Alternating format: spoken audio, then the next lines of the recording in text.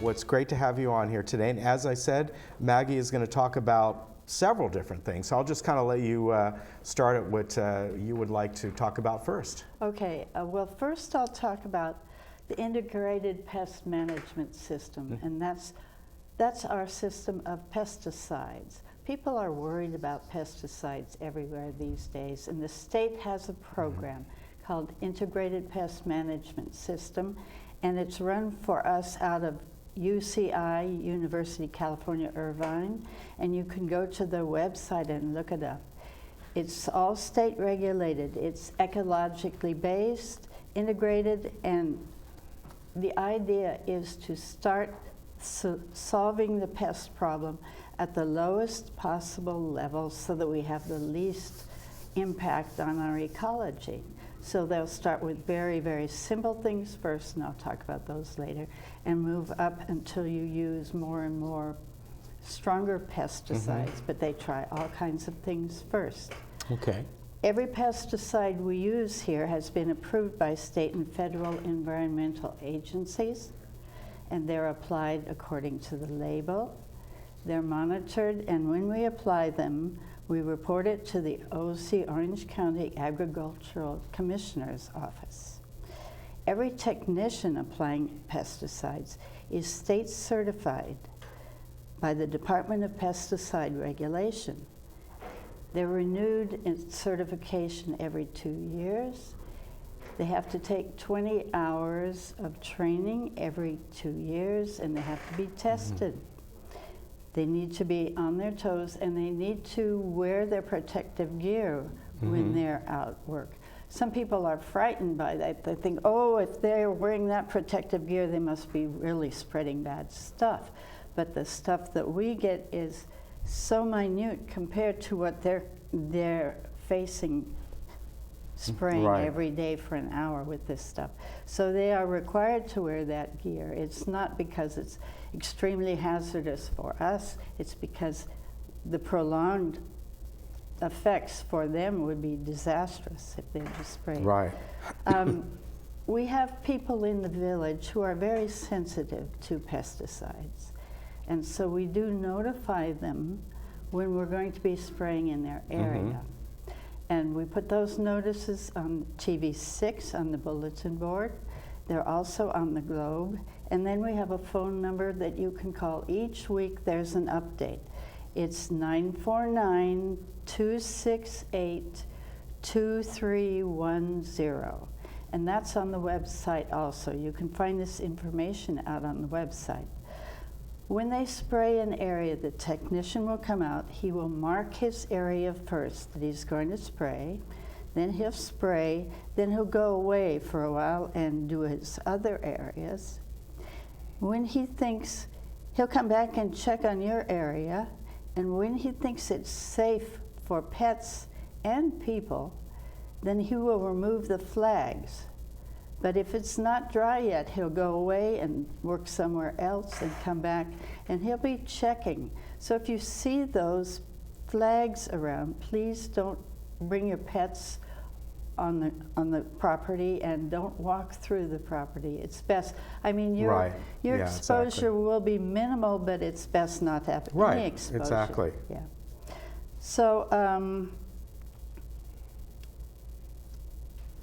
we have people also. Oh, this is this is another problem. I'm talking about all the bad problems today. We have some people have a rat problem. Right.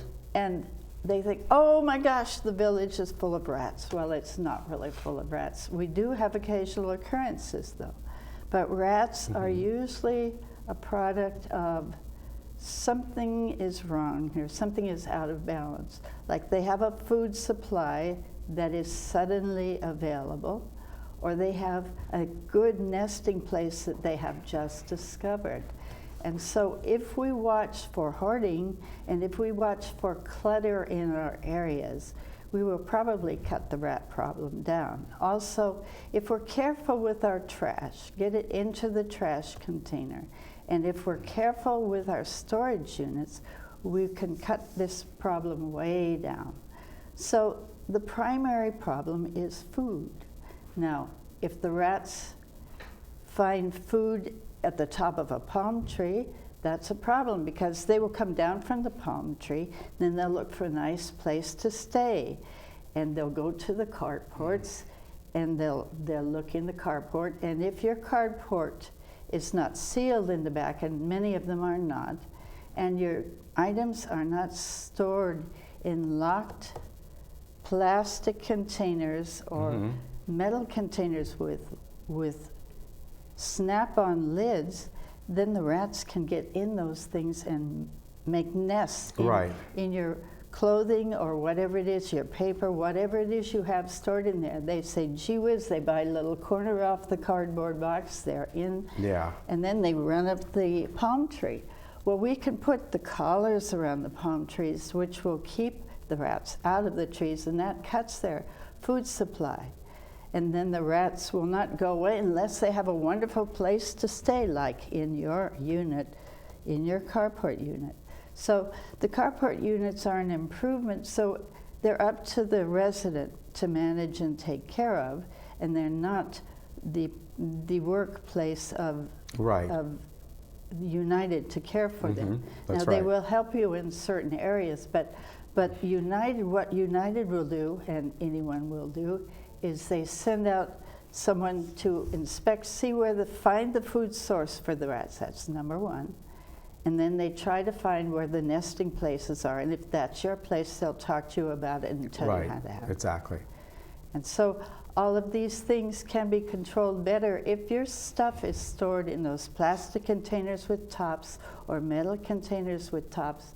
No matter how hungry the rats are or how they're looking for something nice and fuzzy and warm to nest in, you won't provide that. So if that's how you manage your carport unit, you'll be in good shape. Your neighbors may have rats, and they may have rats, but you personally will not have rats intermingled with your stuff because it's all protected. Right. So that's what we're encouraging them to do. Okay, and you wanted to mention somewhat about Arbor Pro, right? Oh yeah, the Arbor Pro is the brand new system.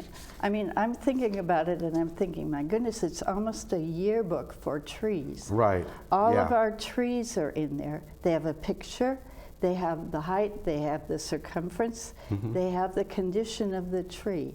And this will help us manage our trees when we go out to trim them. Then we'll know, okay, we're going to trim all of these now, and we're watching for this. It will help us program where to go, and we can send the crews out to do certain things on certain days in certain areas, and they'll know exactly how many trees they should be trimming and where they are. Everything will be managed and controlled. They will have a handheld calculator, I mean a communication system in their hands. And they can just say, okay, what about this? And they'll say, well, in this cul-de-sac there are these trees, go do those.